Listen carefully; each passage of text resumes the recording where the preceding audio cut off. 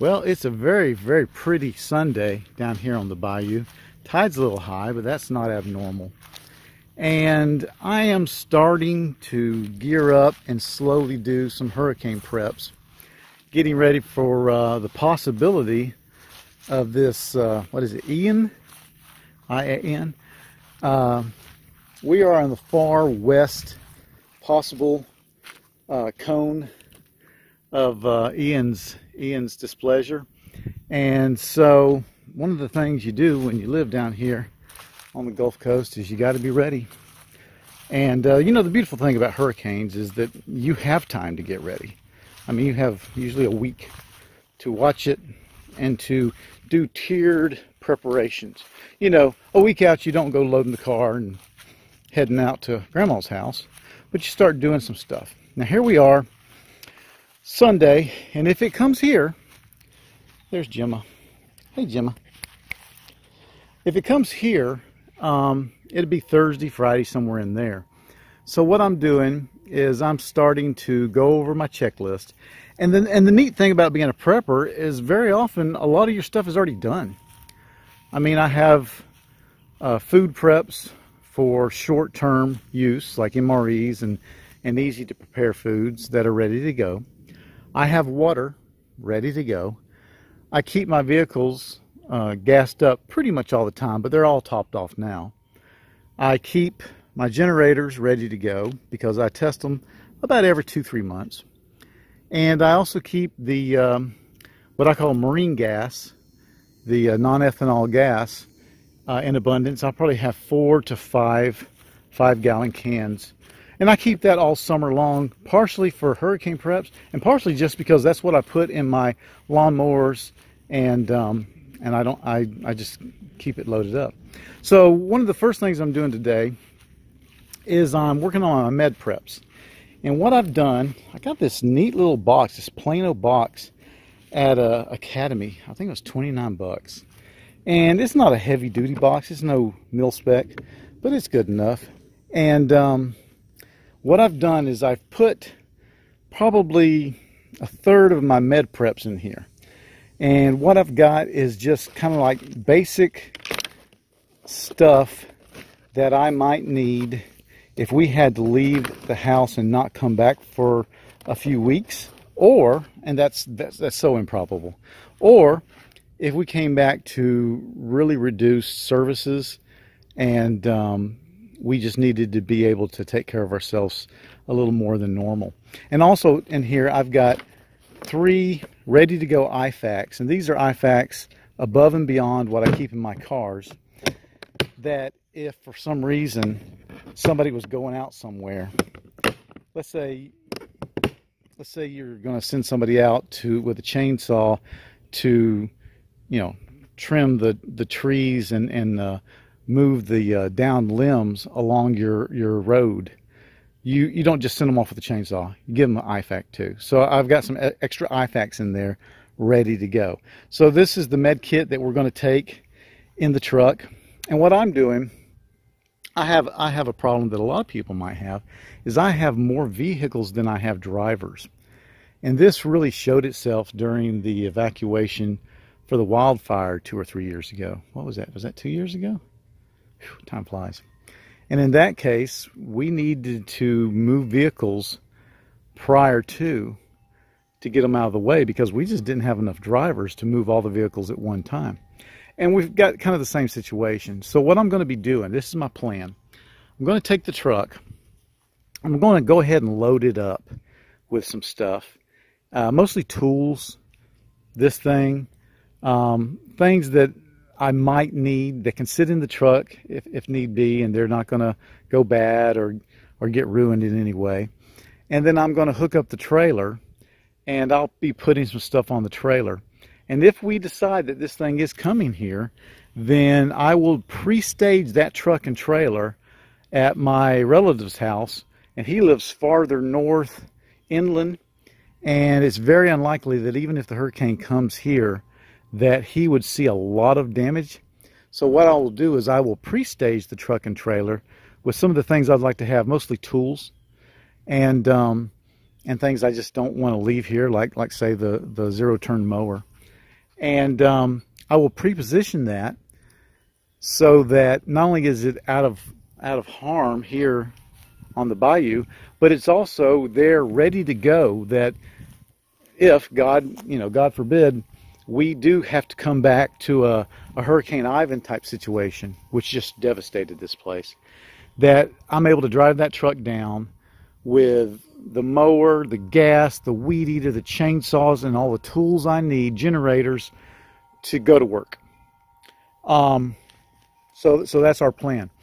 Further on with our plan, probably around tomorrow, if it looks like it's still got a chance to come in this way, I will be booking some rooms to the west of here. And what I like to do is stay as close to Interstate 10 as I can, because you got to think about not only getting out of harm's way, but you got to think about getting back as soon as possible. And getting back won't necessarily be easy, so you don't need to hinder yourself any more than necessary. So I'll book some rooms, and then if we don't need them, if the thing doesn't come this way, we'll cancel the rooms. No big deal. And that's kind of the preps we'll be doing.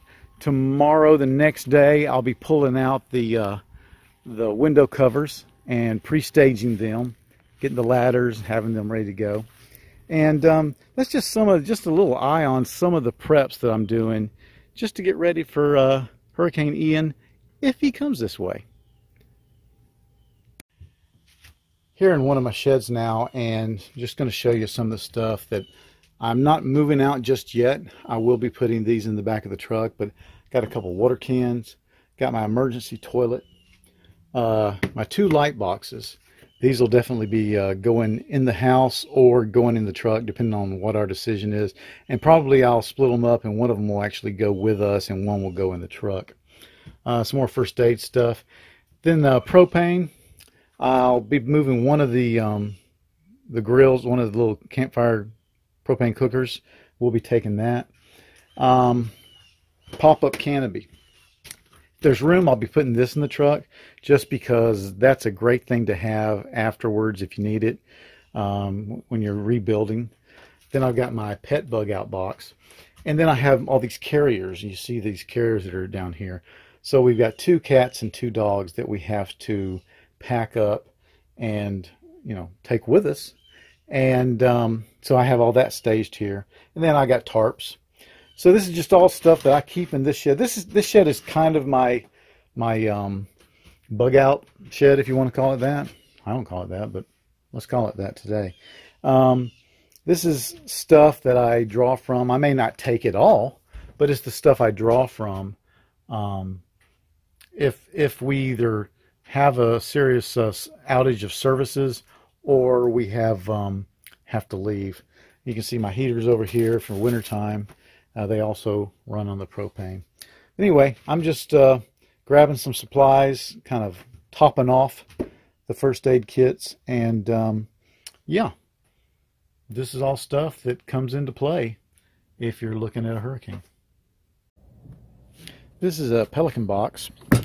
I have a few that I keep empty because I use them for different things. This one will hold our 2 laptops, our external drives, our thumb drives. All that stuff will go in there. In addition, any important papers that we have. Most of our stuff we've got digital copies of, but some of it we'd like to keep the paper copies also. I like to take with me the latest statement from each one of our bills, put our password book in here, both the digital and the paper copy, and like I said, this will all just go in a Pelican box, and it's watertight, and I can even put a lock on it. We know where it is. So I'm pretty much done for the day in my preps. I've got the trailer kind of ready to go. Got this box here. It'll hold all the tools, hand tools and chainsaw, thing like that I might need. The lawnmower will go on here. We're going to take it with us if we have to leave. And over here on the truck, I've staged a bit of it already. Got it parked over here in the shade. So the medical box that you saw earlier is in there. That's a truck box full of stuff that goes to the truck, tools, come-alongs. And this is going to be where I'm going to put my guns. It'll be locked up inside this box. It'll be locked inside this carrier, and then it'll be secured in my relative's backyard should I decide we need to take that action. And you know, and that's something important. If you own guns, more than what you're going to be carrying, you need to think about where they're going to go. They need to be locked up, and obviously you can't take your safe with you, so you need to think of some way of conniving a mobile safe, and that's my redneck version of a mobile safe. All right, so I'm going to shut it down for now. Got most of the preps good to go. I need to take in the lawn chairs, and here's what I'm doing with the lawn chairs. I've got a combination of metal and plastic ones, and the metal ones I'm not real concerned about, but the plastic ones, what I'm going to do there is put them inside the little chicken tractor. And that way, I mean, that little chicken tractor is fairly heavy. I don't think it's going anywhere, at least not by wind.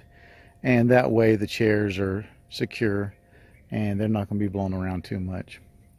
But just little things like that got to get done. Got to clean up just the stuff from when I've been working on the chicken tractor. Got to put all this stuff away, throw it away, whatever needs to be done to it. It needs to be put in its position. And as I said, I'm going to end it right there. And hopefully none of this comes to fruition. But it's nice to know that you've got it done, just in case. Hey, thanks for watching.